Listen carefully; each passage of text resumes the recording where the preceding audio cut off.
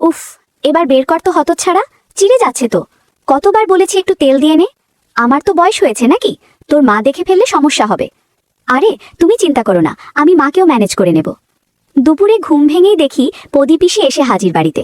মায়ের নাম ঋন্ময়ী, আর সন্তু কাকিমার নাম কেন সন্তু কাকিমা আমি জানি না। মা আমার বরাবরের লোভী। বয়স ৪৫ হলেও লোভ যেন চোখে মুখে লেগেই আছে। একটু অগোছালো করে শাড়ি পরে, তাও ঘরের কাজ করার সময় হাঁটু অবধি গুটিয়ে গুজে নেয়। বাড়ির আরেক অতিথি সন্তু কাকিমা, বেশ চালাক মহিলা, আসলে এখনও ইয়াং টাইপের। ছেলে মেয়ে হয়নি বলে কাকাও আমার বোকাশোকা। এমন সুন্দরী কাকিকে সুখী রাখতে পারে না, তেমনটাই আমার বিশ্বাস। প্রদীপিসি মায়েরই বয়সী, স্বামী বার্মায় সেনা ছাউনিতে ছিল, যুদ্ধে সেখানেই পরলোক গমন করে। তারপর এক মেয়ে নিয়েছিল মায়ানমারে, সে হবে ১৯৮৫-র কথা। এক মেয়ে স্থানীয় অবাঙালিকে বিয়ে করে বার্মার হয়ে গেছে আজীবন। ৩ কুলে কেউ নেই। প্রদীপিসি আমার খুব ভালো লাগে, তার দিকে তাকালে মন জুড়িয়ে যায়। প্রদীপিসিকে দেখে আনন্দ আমার কম হলো না। একে তো বিধবা, আর ওপর আবার একটু স্বাস্থ্যবান। ইউনিভার্সিটি থেকে পড়া শেষ করে মাস ৩ হলো বসে আছি বাড়িতে।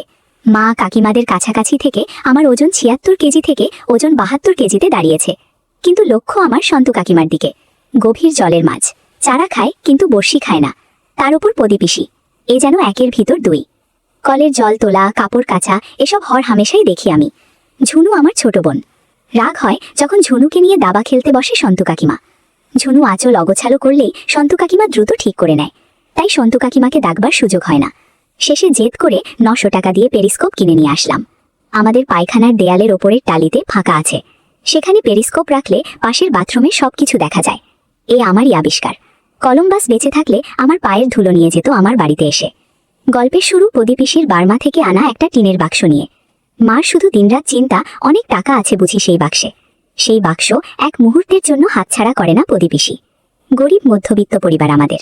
বাবা কর্পোরেশনের কেরানি, দিদিকে বিয়ে দিয়েই অর্থশূন্য, সংসারে তাই খিটিরমিটির লেগেই থাকত। তার উপর প্রদীপিসি মাথায় চেপে বসে বাবার চাপ বাড়িয়েই দিল। খুব চেষ্টা করছি ব্যাংক বা রেলে যদি একটা চাকরি লাগিয়ে দেয়া যায়। চাকরি তো মুখের কথা নয়, মাসে ২০০০ টাকা করে প্রদীপিসি বাবাকে দেবেন তার খরচ বাবদ। কাকা প্রাইমারি কলেজে শিক্ষকতা করলেও মাইনে পান ৩ মাসে। করিমপুরে কোনো রেল যোগাযোগ নেই, যাতায়াত বাসে আর নৌকায়। জুবিলি থেকে খেয়াঘাট, আর খেয়াঘাট থেকে আরও ১ ঘন্টার পথ। চক্রপুর স্টেশন এখন থেকে মাইল ৫, সেখান থেকে আজকাল চালু হয়েছে ম্যাজিক গাড়ি। ১২ জন বসে সে গাড়িতে। গ্রামের রাস্তায় লাফাতে লাফাতে যায় একদিক থেকে অন্যদিকে, উঠলেই ৫ টাকা ভাড়া। মোবাইলের টাওয়ার আসে গ্রামে ঠিক দুর্গাপূজার মতো, কালে ভদ্রে মাসে ২-১ দিন। তবু অ্যান্টেনা খাটিয়ে পাওয়া যায় যদি মোবাইলের সেট ভালো হয়। আমার কার্যকলাপ শুরু হলো তখনই যখন একাধারে প্রদীপিসি আর সন্তু কাকিমা জ্বরে কাবু। বর্ষার এই সময় রোগ যারা চেপে বসে। প্রদীপিসির জ্বর হলেও সন্তু কাকিমা পড়লেন নিউমোনিয়াতে। বন্ধুরা, এইসব গল্পে তেল মালিশের অনেক গল্প আছে, কিন্তু আমারটা তাদের সাথে মিল খায় না। কারণ মা কোনোদিন আমাকে বলবে না সন্তু কাকিমাকে তেল মালিশ করে দিতে। আমি ওষুধপালা নিয়ে দৌড়াদৌড়ি শুরু করলাম, কেননা ছেলে বলতে বাড়িতে আমি একা আছি। বুকে সর্দি জমে প্রদীপিসির যায় অবস্থা। মা সন্তু কাকিমাকে আর প্রদীপিসিকে যত্ন আত্তি করতে লাগলো। আমার ভার পড়ল শুধু খাবার খাওয়ানোর। প্রদীপিসিকে বাড়লে আর সন্তু কাকিমাকে মাছের স্যুপ। তারই সুবাদে আমার মনের আকাঙ্ক্ষিত সব চিন্তা উঠল নানান অভিজ্ঞতায়। মা খেচিয়ে উঠল, কখন থেকে বলছি মাছের স্যুপ গরম না খেলে ওর গলা দিয়ে নামবে না। বড় ঘরের মেয়ে, দেখিস যত্ন করে খাওয়াস, না হলে ঠাকুরপো আবার মুখ দেখাবে। মাথা নাড়িয়ে মাকে বললাম, উফ, তোমরা আমাকে দিয়ে এত খাটাও।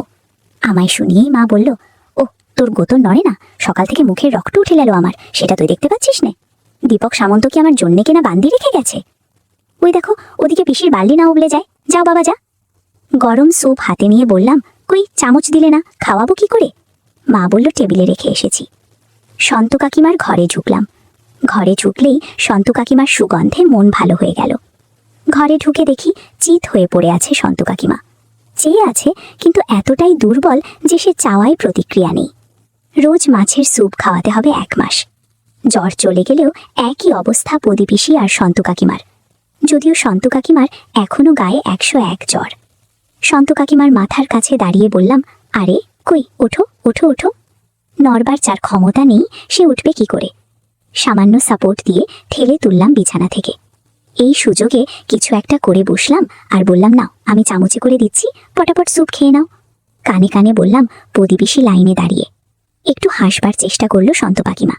খাওয়ানোর ছলে ইচ্ছা করে স্যুপ জামায় ফেলতাম যাতে মোছার সুযোগ পায়। বন্ধুরা, তোমরা বুঝেছো তো কি বলতে চাচ্ছি? পেতামও সে সুযোগ, সময় বিশেষে। যেদিন সুযোগ হতো না সেদিন চেষ্টা করতাম প্রতিবেশীর ওপর আমার যত সব জাদু তন্ত্র মন্ত্র। বেশ চলছিল, কারোরই ঠিক হবার নাম নেই। আসলে বাবার সে সামর্থ্য ছিল না যে দামি ডাক্তার দামি ওষুধ কিনে দুজনের সেবা করবেন। আর আমার কাকুর মাথাও তো প্রখর নয়, ধর্মভীরু মানুষটা পূজা পাঠ করেই কাটিয়ে দিছিল দিন। আমিও দুজনের সাথে ছলে বলে কৌশলে সেবা করতাম।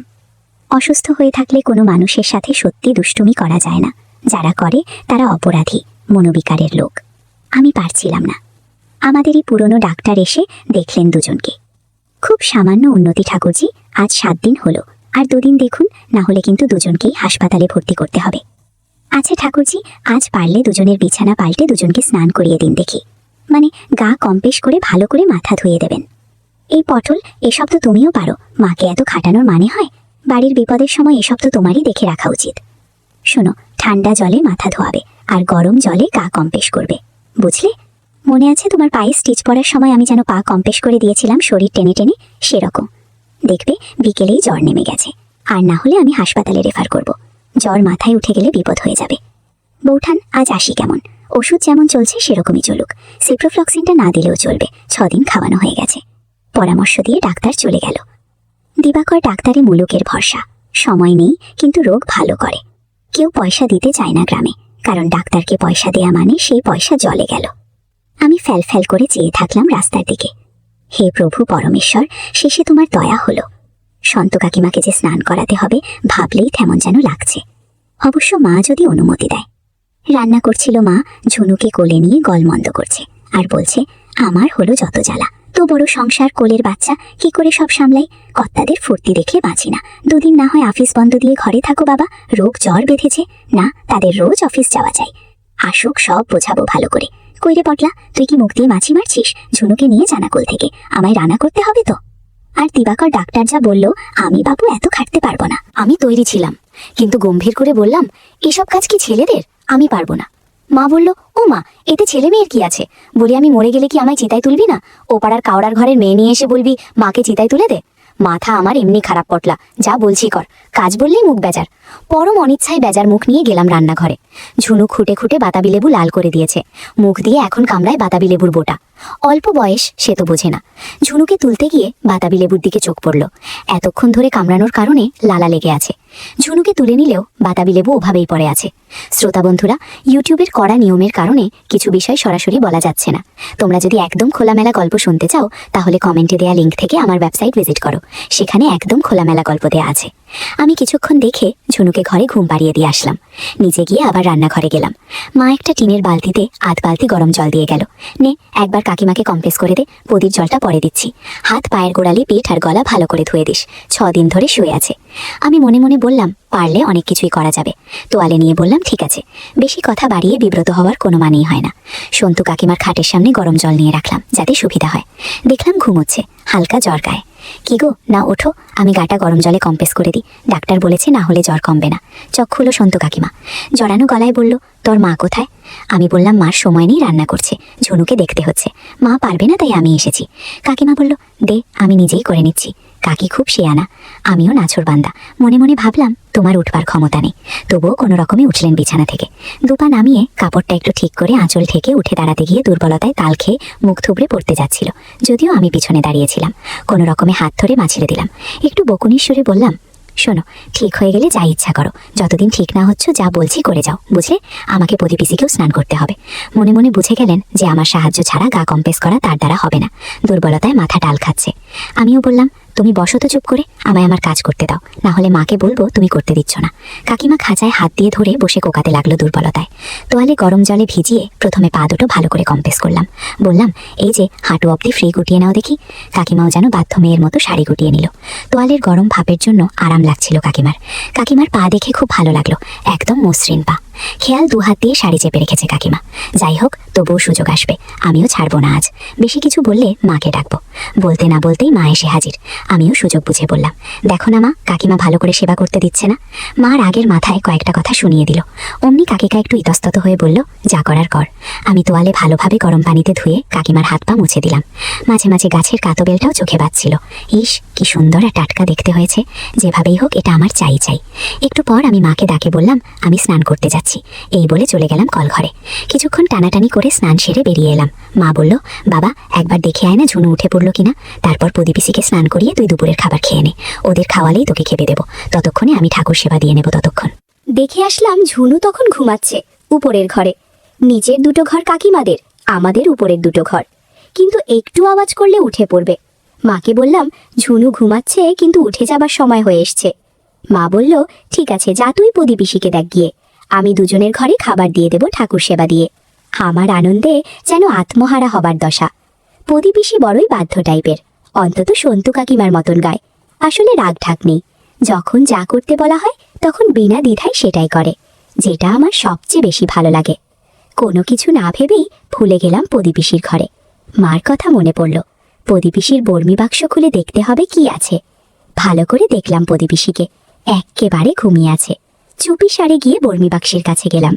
রান্নাঘরের পাশেই প্রদীপিসির একটা আলাদা ঘর, সেটা আমাদের ঘরের সাথে নয়। প্রদীপিসি সেখানেই ঘুমায়। বাবা একটু মেরামত করে দিয়েছে। ঘর বিশেষ সুবিধার নয়, তবে প্রদীপিসি তাতেই বেশি স্বাচ্ছন্দ্য, একা থাকতেই বেশি ভালোবাসে। লজ্জা করে মিথ্যে বলবো না, প্রদীপিসি আসার পর থেকে আমার মন আবার ভাগ হয়ে গিয়েছিল প্রদীপিসি আর সন্তু কাকিমার ওপর। আজ প্রদীপিসির পালা। তার আগে খুললাম প্রদীপিসির বর্মি বাক্স। এখনো কেউ ওই বাক্সে হাত দেবার সাহস পর্যন্ত পায়নি। খুলে দেখি ভিতরে কিছুই নেই, জামা কাপড় ছাড়া। কিন্তু ওটা কি? আরেকটা গয়নার বাক্স। সেটা একটা বেশ ভারী মাপের পিতলের তালা দিয়ে বন্ধ রাখা। রূপোর হুকো পিসে মশাইয়ের হবে। আর কিছু টাকা ভরা একটা মান্ধাতা আমলের টাকার থলে। নোটগুলো চলে না, খাতার ডিস্কের মতো বড় বড় 100 টাকার কালো নোট। তেমন কিছু দেখতে না পেয়ে বক্সটা বন্ধ করে এগিয়ে আসলাম প্রদীপিসির দিকে। ও পিসির ডিসি, আরে উঠে পড়ো। ডাক্তার বলল গা হাত পা কম্প্রেস না করলে শরীর আরো খারাপ করবে, এরপর হাসপাতালে যেতে হবে। চোখ চেয়ে দেখলো আর বলল, বাবা আমার দম নেই, তুই যা করবার করে দে না সোনা। কথাটা শুনে খুব ভালো লাগলো। আমি বললাম, বেশ, তুমি ঘুমাও, আমি যা করার করে দিচ্ছি। মা তোমার ঘরে শাড়ি জামা কাপড় রেডি করে গেছে, আমি মাথা ধুয়ে দিলে তুমি পরে নিও, কেমন? আমার কথায় সম্মতি জানিয়ে মাথা নাড়ল প্রদীপিসি। আমি গরম পানিতে তোয়ালে দিয়ে কম্প্রেস করে দিলাম। পিসির শাড়ি অগোছালো হয়ে আছে, সাথে ব্লাউজের কিছু বোতামও কেমন যেন হয়ে আছে। আমি আর চোখে পিসিকে দেখছিলাম আর সেবা করছিলাম। মনে হয় পিসির একটু ভালো লাগছে। শ্রোতা বন্ধুরা, ইউটিউবের কড়া নিয়মের কারণে কিছু বিষয় সরাসরি বলা যাচ্ছে না। তোমরা যদি একদম খোলামেলা গল্প শুনতে চাও, তাহলে কমেন্টে দেয়া লিংক থেকে আমার ওয়েবসাইট ভিজিট করো, সেখানে একদম খোলামেলা গল্প দেয়া আছে। আমার সেবা করা দেখে বলল, অনেকদিন পর একটু ভালো লাগছে রে পটোলা। সেই যে কবে বিধবা হয়েছি তারপর থেকে একা পড়ে আছি। তুই ভালো করে তেল মাখিয়ে নে, না হলে খসখসা ভাবটা যাবে না। পিসির কথা মতো আমি ঠিক সেভাবেই সেবা যত্ন করলাম। মিনিট 20 পর স্বাভাবিক হলাম মা এসে পড়ল বলে। যাওয়ার সময় বললাম, পিসি রোজ আসবো এখানে, তবে একটা কাজ করে দিতে হবে। পিসি লজ্জায় আঁচলের ঘোমটা কেটে বলল, যা দুষ্টু ছেলে কোথাকার। আমি বললাম, দুষ্টু? হ্যাঁ, তাই তো দেখলাম। তুমি আর চোখে দেখছিলে পুরোটা গেছে কিনা। পিসি লজ্জা পেয়ে বলল, চুপ কর ছোকরা, এখন বল কি সাহায্য করতে হবে। আমি বললাম, শোনো না, কিছু জোগাড় লাগলো সন্তু কাকিমাকে যদি ম্যানেজ করে দেয়া যায় তাহলে ভালোই হতো। পিসি বলল, সে আমি তোর ছোকছোকানি দেখেই বুঝেছি, দাঁড়া তোর বাবা আসুক। আমি বললাম, ওরকম করছো কেন? মা আসবে বলে না তাড়াতাড়ি করতে হলো। পিসি বলল, এই যা তো। আমি বললাম, দেখো যাচ্ছি, তুমি বুদ্ধি বার করো। এমন সময় মা চেঁচালো। আমি বললাম, এই তো আসছি, তুমি দুজনকে খাবার দাও, আমি খাইয়ে নিজে খাবো। আমি দৌড়ে গেলাম মায়ের কাছে। যেতেই জিজ্ঞাসা করলো, হ্যাঁ রে, কি দেখলি বাক্সে? আমি চোখ বড় বড় করে বললাম, অনেক কিছু। কি কি দেখলি? আমার দিকে তাকিয়ে তাকিয়ে লোক যেন গরম মোমের মতো গলে পড়ছে চোখ থেকে। বাড়িয়ে বললাম, সোনা দানা আরো কত কি, অনেক টাকা মা। মা বলল, তাহলে এখন থেকে খাতির করা শুরু করি, কি বল? মার চোখে শুধু অনেক টাকা অনেক টাকা। আমি বললাম, শোনো, প্রদীপিসিকে কি করে খুশি করতে হয় সেটা আমার উপর ছেড়ে দাও। মা যেন আগ্রহ নিয়ে আমায় মাথায় হাত বুলিয়ে বলল, পারবি বাবা, পারবি, আমাদের সব দুঃখ দূর হয়ে যাবে না রে। আমিও বাড়িয়ে বললাম, হ্যাঁ, বাক্স ভর্তি টাকা। আমায় আদর করতে করতে মা বলল, নে বাবা নে, আজ থেকেই লেগে পড়। আমি রোজ সন্দেশ খাওয়াবো পদিকে। এখন যা সন্তুকে খাইয়ে দিয়ায়। আমিও গদগদ হয়ে চলে গেলাম সন্তু কাকিমার ঘরে। দেখি শুয়ে আছে। শাড়ি সায়া ব্লাউজ পরলেও অসুস্থ মানুষ ঠিকমতো পরতে পারেনি। মনে হচ্ছে একটু ভালো লাগছে। তাকিয়ে বললাম, কি এখন কেমন? নাও খেয়ে নাও, না হলে তোমার স্যুপ ঠান্ডা হয়ে যাবে। আশ্চর্য রকমভাবে দুজনের যেন ঠিক হতে শুরু করেছে। পদিপিসি প্রায় বিছানা থেকে উঠে বসেছে। যদিও সন্তু কাকিমা এখনো উঠতে পারেনি, কিন্তু চোখ মুখ আগের চেয়ে অনেক পরিষ্কার। সন্তু কাকিমাকে খাবার খাইয়ে মায়ের কাছে গেলাম। একটা বুদ্ধি দিয়ে বললাম, শোনো, চুপি চুপি একটা কথা বলি। মা স্বাভাবিক তীক্ষ্ণ সুরে বলল, বেলা দুপুরে আবার আধিক্ষেতা কেন? আমিও কায়দা করে মাকে বললাম, ইশারা করে পদিপিসি শুনতে পাবে। মাও এগিয়ে আসলো। আমি চাল চেলে দিলাম। পদিপিসি বিধবা তো। আমার মনে হয় পদিপিসি কারো সঙ্গ যায়। মা জিজ্ঞাসা করল, তুই কি করে জানলি? আমি বললাম, আমি কি আগের মতো ছোট আছি? আমায় ইশারা করে একটু ওই রকম, মানে ছেলে মেয়ের যেমনটা হয়। তুমি চাইলে দেখাতে পারি আমি মিথ্যে বলছি না সত্যি বলছি। মা বলল, আর যদি সত্যি না হয়? আমি বললাম, তোমার টাকার দরকার না দরকার নেই। মায়ের মুখ বদলে গেল। বেশ, আজ দেখব যদি তুই মিথ্যে বলিস, তাহলে আজ তোর এবারের শেষ দিন। আমি বললাম, যখন পদিপিসির ঘরে যাব কম্পোজ করাতে, তখন ওপাশের জানলা দিয়ে দেখো, সব দেখতে পারবে। মা বলল, ইসমা গো, আমার মরণ হয় না। তুই নিজের পিসির সাথে? আমি বললাম, তোমার পদিপিসির সম্পত্তি চাই নাকি না তাই বলো না। মা বলল, তোর বাবা যদি জানতে পারে না, সেদিন তোর শেষ দিন হবে। হে ভগবান, এ কি অনাচার! একটু পর মা জল গরম করে দিল। আমিও মাকে ফিসফিস করে বললাম, 15 মিনিট পরে জানলা দিয়ে দেখো, বুঝতে পারবে।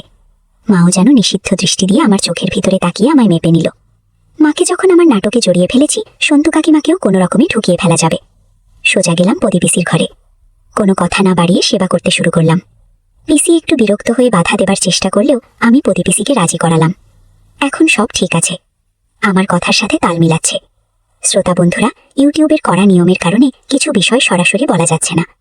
তোমরা যদি একদম খোলামেলা গল্প শুনতে চাও, তাহলে কমেন্টে দেয়া লিঙ্ক থেকে আমার ওয়েবসাইট ভিজিট করো। সেখানে একদম খোলামেলা গল্প দেয়া আছে। কিছুক্ষণ বাদেই দেখি মা জানলার পাশে এসে হাজির।